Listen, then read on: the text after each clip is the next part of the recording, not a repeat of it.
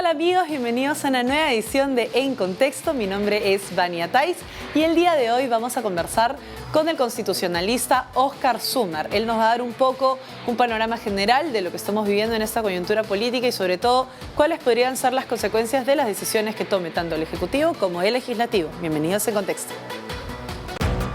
En Contexto llega gracias a Fundación Naumann, Universidad César Vallejo y Los Portales. Estamos de vuelta aquí en Contexto y como habíamos anticipado tenemos la presencia de Óscar Sumar.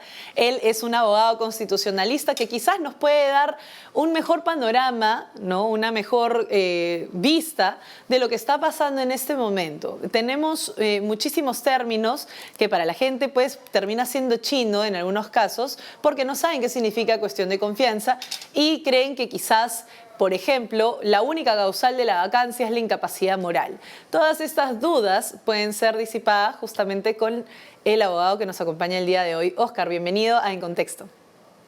Muchas gracias por la invitación. Feliz de estar acá. Óscar, la primera pregunta, ¿qué es la cuestión de confianza? ¿Por qué el temor, ¿verdad?, del Congreso de que se plantee una cuestión de confianza? Claro, la cuestión de confianza es una institución regulada en la Constitución peruana que lo que dice es que el Poder Ejecutivo le dice al Congreso que alguna política suya o un ministro debe ser refrendado por el Congreso, ¿no? Por ejemplo, en este caso el ministro de Trabajo, ¿no? Le dice, tú tienes que votar diciendo, le damos la confianza para que él continúe en sus labores. O, por ejemplo, una política también puede ser, como esta segunda reforma agraria, como lo han llamado, ¿no? O sea, el Ejecutivo hace un proyecto, ¿no? Tiene una serie de normas, una política en relación a cómo quiere cambiar el agro en el país. Entonces, se la propone al Congreso, le dice, mire, esta es mi política del agro, quiero hacer confianza sobre esto. Eso quiere decir que el Congreso de alguna manera asume que no se va a oponer a eso en el futuro, ¿no? Es como una especie de compromiso del Congreso de no oponerse. Por ejemplo, si le da la confianza a un ministro, obviamente no lo va a censurar inmediatamente, ¿no? O si le da la confianza a una segunda reforma agraria, luego no la va a derogar mediante una ley. No es justamente darle la confianza. Y bueno, y obviamente negar la confianza tiene una consecuencia que es bien grave, que es lo que se ha estado conversando, ¿no? Ahora, en medio de esta coyuntura, también se ha hablado mucho, por ejemplo, de vacancia presidencial. De hecho, algunas marchas ya han tomado un rumbo muy claro, ¿no? La protesta ciudadana ha tomado un rumbo muy claro hacia lo que es el pedido de vacancia presidencial. Pero la vacancia tiene varias figuras, ¿verdad? Sí, bueno, de hecho, vacar significa literalmente que el cargo de presidente queda vacante, ¿no? O sea, la vacancia ocurre por muchas circunstancias. Por ejemplo, porque el presidente fallezca, ¿no? Si el presidente fallece, obviamente el cargo de presidente queda vacante. Si el presidente tiene una grave enfermedad que no le permite ejercer el cargo, también queda vacante. Si el presidente es considerado incapaz moral por parte del Congreso, también queda vacante el cargo. Y la última causal de vacancia es que se ha denunciado constitucionalmente, o sea, y se ha destituido como consecuencia de esa denuncia por cualquiera de las causales del artículo 117 de la Constitución, que habla de temas bien puntuales, ¿no? Como por ejemplo que el presidente sea acusado de traición a la patria o que el presidente impida elecciones, ¿no? Si el presidente hace alguna de esas cosas puede ser denunciado, hay una especie de juicio dentro del Congreso y como consecuencia de ese juicio puede ser destituido. Entonces esas causales, digamos, se suman a la más común que es la que se ha estado conversando, que es la de incapacidad moral permanente, ¿no? Pero es incapacidad moral permanente, pero también podría ser una afectación física o también podría ser que sea destituido por el Congreso por cometer traición a la patria o impedir elecciones o básicamente eso. Pregunta, Oscar, digamos, el terrorismo o el vínculo con el terrorismo o quizás el filoterrorismo, ¿está estipulado en alguna parte dentro de estas figuras? Bueno, de hecho, ahí se acerca bastante el tema de traición a la patria, ¿no? Hay una discusión ahí de si a un privado se le puede aplicar la ley, digamos, en principio militar que habla sobre traición a la patria, que incluye el poner en riesgo a la nación, ¿no? Hay algunos que creen que no, que se tendría que aplicar solamente el Código Penal, que es mucho más vago. Yo creo que en realidad sí se podría aplicar la ley de justicia militar, porque en ese artículo específico que habla sobre traición a la patria, dice que cualquier ciudadano puede cometer traición a la patria. O sea, por más que es una norma en principio destinada a militares o policías, esa norma en particular dentro de esa ley sí habla de cualquier ciudadano. Entonces, en realidad, cualquier ciudadano puede cometer traición a la patria si es que pone en riesgo al país, ¿no? Y de hecho, nombrar a ministros vinculados al terrorismo, yo creo que es poner en riesgo al país. Entonces, sí se podría, en principio, aplicar esa causal. Ahora, lo que también hay que señalar es que acusar al presidente de traición a la patria en realidad sería un camino igual o hasta más engorroso que la incapacidad moral permanente. Entonces, como alternativa no tiene mucho sentido, ¿no?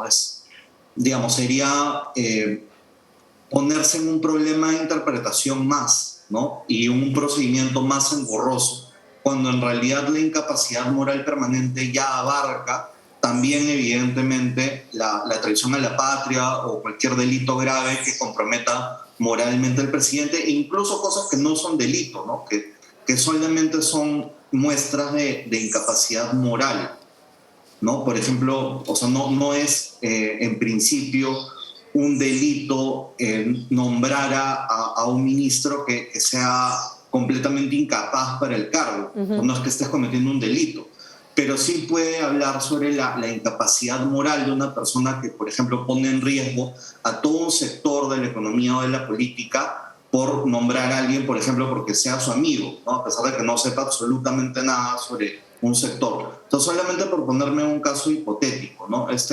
Presidente sin duda ha hecho cosas mucho más graves que esas, pero a lo que voy es que no siempre hay una identidad entre delito e inmoralidad, ¿no? El derecho sin duda tiene bastante correspondencia con la moral en general, pero no son lo mismo, ¿no? Hay cosas que son inmorales, pero no son delito, y hay cosas que en principio pueden suponer un delito, pero no ser reprochables desde el punto de vista moral. O sea, no hay exactitud entre ambas.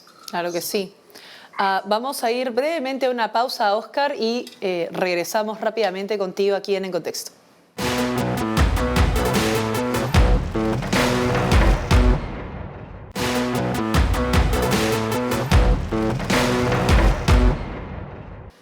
Estamos de vuelta aquí en Contexto, justamente conversando con Oscar Sumar de todos estos recursos, ¿no? De todos estos recursos que tenemos según la Constitución para poder defender el Estado de Derecho.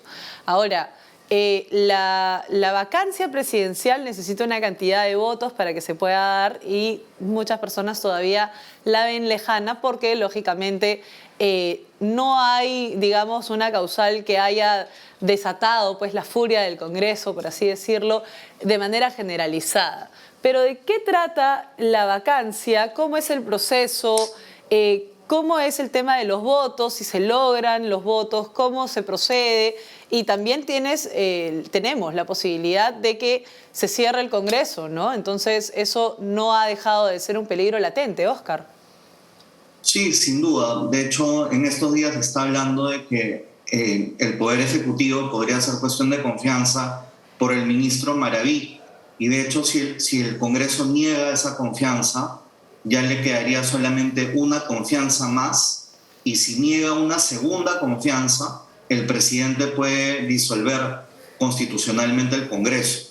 Y de hecho hay un peligro adicional, que es que a partir de la confianza que le fue negada fácticamente, en teoría, a Salvador del Solar y Vizcarra, La interpretación de la confianza que tenemos hoy día es súper peligrosa, ¿no? Porque, de hecho, si el presidente va, por ejemplo, con un proyecto legislativo y el Congreso le dice, mira, voy a discutirlo, de repente vamos a aprobar una versión ligeramente diferente, el Ejecutivo podría asumir que le han negado fácticamente la confianza y decir, ya, bueno, va una. Entonces, o sea, se ha relativizado mucho la figura de la confianza, ¿no? Ya no es solamente que el Congreso tenga que negarla formalmente y decir, no, no voy a darte la confianza, sino que el Ejecutivo tiene la facultad de interpretar la negativa, ¿no? O sea, por ejemplo, que el Congreso no diga nada o que haga otra cosa, lo puede interpretar como un no. Y eso es peligroso. Ahora, el Congreso ha intentado, por medio de una ley interpretativa de la confianza, decir, no, la confianza no se puede negar tácitamente y la confianza solo se puede hacer sobre temas que sean de competencia del Poder Ejecutivo. Sin embargo, yo creo que ese intento en realidad no va a ser un intento que realmente pueda frenar al Poder Ejecutivo, porque recordemos que finalmente el Congreso y el Ejecutivo son entes constitucionales que están al mismo nivel. Es decir, ambas interpretaciones de la Constitución tienen el mismo valor. Entonces, si el Congreso pone su interpretación de la confianza en una ley, eso no quita que siga siendo una interpretación del Congreso sobre qué significa la confianza. Exacto. Y el Ejecutivo hace su propia interpretación. El Ejecutivo dice, no, a mí me dijo el Tribunal Constitucional el año pasado que podía ser cuestión de confianza por algo como el nombramiento de magistrados, que en teoría es responsabilidad del Congreso. Y además me dijo, el Tribunal Constitucional, que es el máximo intérprete de la Constitución, me dijo que si a mí no hacían lo que yo pedía en la confianza, yo podía considerar que me la estaban negando fácticamente. Entonces ahí hay un problema y que el Congreso, lamentablemente, salvo que reforme la Constitución, en realidad no lo puede resolver. Entonces tenemos el peligro de la confianza y, por otro lado, el Congreso con la posibilidad de vacar a Castillo. El Congreso lo que puede hacer, no puede, aparentemente, ahora no tiene 87 votos, pero sí tiene los 25 votos, o 26, no me acuerdo bien, pero son pocos, relativamente pocos votos, para solicitar la vacancia. O sea, eso es algo que el Congreso hoy día sí podría hacer. Sí podría hacer una moción de vacancia y que Castillo tenga que ir al Congreso y defenderse de las imputaciones que se le hagan en esa moción. Luego de esa presentación de Castillo, de esa defensa de Castillo ante el Congreso tendría que votar si lo vaca o no, y para ese segundo momento sí requeriría 87 votos. Claro. Bueno, y en ese sentido, claro, el Congreso tendría la facultad de ganar algo de tiempo, por así decirlo, y que el presidente de la República vaya a exponer sus motivos por los cuales se defendería ante una posible vacancia, ¿no? Ahora, entendamos una cosa. Obviamente la calle, digamos, los ciudadanos en Lima, vienen de todas partes pues, de la capital para justamente manifestarse en contra de las medidas que quizá está tomando el Ejecutivo, ¿verdad? En este sentido, ¿qué tanto puede hacer el ciudadano para involucrarse en la política o involucrarse en las decisiones que se toman, a pesar de obviamente no tener un poder o ser parte de un poder del Estado? O sea, ¿cuál es el rol de la ciudadanía en medio de esta coyuntura? Bueno, yo creo que hoy día el rol más importante que tiene la ciudadanía es tratar de informarse y de entender cuál es el riesgo que afrontamos como país, ¿no? Y brindarle su apoyo y su opinión al Congreso, porque por lo menos es lo que se dice, uno de los motivos por los cuales el Congreso no está actuando de una manera más proactiva, digamos, es porque entiende que todavía no tiene suficiente soporte por parte de los ciudadanos. Yo sí creo que de hecho la opinión pública es muy importante en este tipo de temas. La legitimidad de una vacancia es tan importante como la formalidad de tener los 87 votos. Entonces, sin duda, la ciudadanía también tendría que estar en sintonía con lo que haga el Congreso. Y por otro lado, también saber Esto que a veces se dice que el Congreso teme o está buscando mantenerse en su cargo, ¿no? Que no vacan a Castillo porque se quieren mantener en el cargo. Y eso no es tan verdad en realidad, porque la consecuencia de la vacancia, si es que vacan, por ejemplo, a Castillo y luego se vaca a Dina Boluarte, no es el cierre del Congreso. O sea, de hecho, el que no tengamos presidente lo que hace es que el Congreso tenga que convocar elecciones, pero solamente presidenciales. Es decir, el Congreso no tiene el peligro de ser cerrado por él mismo, digamos. O sea, el Congreso puede vacar tranquilamente a Castillo y a Boluarte sin ser cerrado, ¿no? De hecho, la única posibilidad de que el Congreso se cierre sería que Castillo haga una doble cuestión de confianza y luego el Congreso la niegue, ¿no? Y que obviamente después haga un golpe de Estado y cierre el Congreso. O sea, es la única manera. Sí. Ahora, sí, pero el Congreso puede vacar y no ser cerrado. De hecho, el Congreso continuaría hasta el 2026. Perfecto. Entonces, el miedo aparentemente que tiene es más de entrar en un conflicto con Castillo, más que la vacancia en sí mismo signifique su cierre. Ahora, obviamente la gente en este momento ya tiene, digamos, cierta experiencia con este tipo de crisis, porque ya hemos venido viviendo pues sucesos que se han propiciado a través de los años, ¿no? Lo que hay que comprender quizás, ya como para darle un panorama a las personas, es ¿qué pasa si el señor Pedro Castillo finalmente cierra el Congreso? ¿Qué pasa si finalmente se afianza una dictadura? ¿Ya hay forma de contrarrestar una situación de esa naturaleza?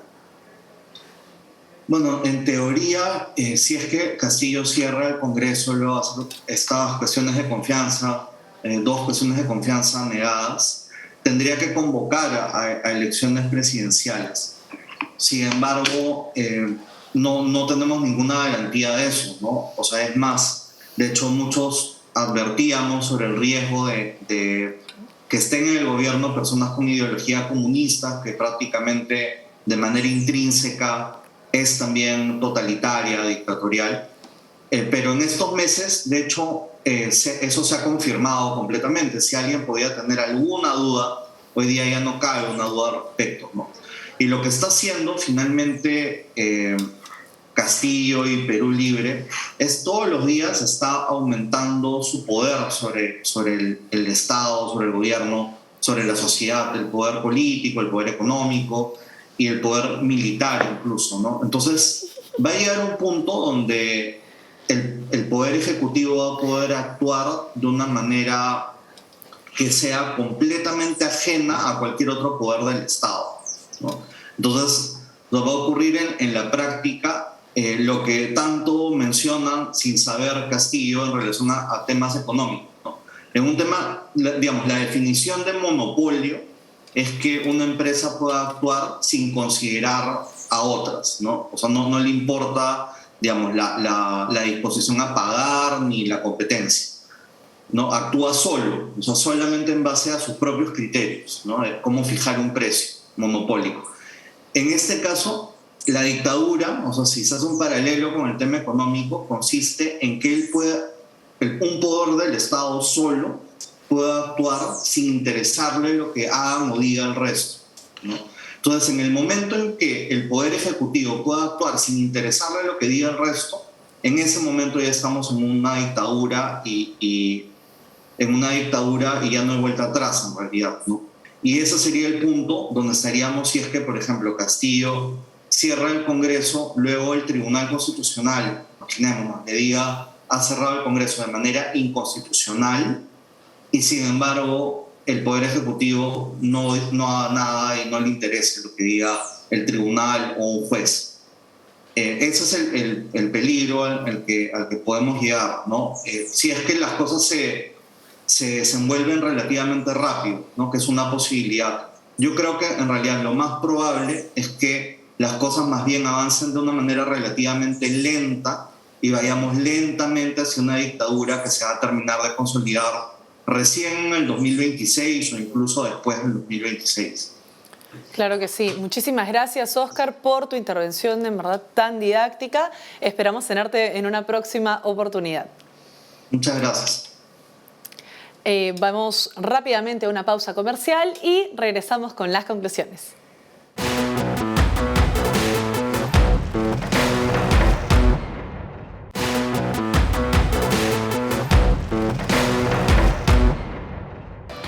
Tenemos que estar muy atentos a los próximos pasos que vaya a dar el Ejecutivo y el Legislativo, porque si se llega a pedir una cuestión de confianza y se llega a disolver el Congreso y tomar todas las medidas propias de una dictadura, ya tendríamos que estar alerta para poder librar este momento de inminente totalitarismo. Así que esperemos que no se llegue a esa situación y estemos muy atentos a las decisiones que toman estos dos importantes poderes del Estado para que sepamos, además, cómo proceder. Porque además una ciudadanía informada es una ciudadanía poderosa y dueña de sus acciones, dueña de su futuro. No olviden que tenemos todos los programas de En Contexto en el canal de YouTube. Pueden hacerle clic a suscribirse y también a la campanita para que sepan cuando se sube un nuevo video. Conmigo será hasta una próxima edición. Buenas noches. En Contexto llega gracias a Fundación Naumann, Universidad César Vallejo y Los Portales.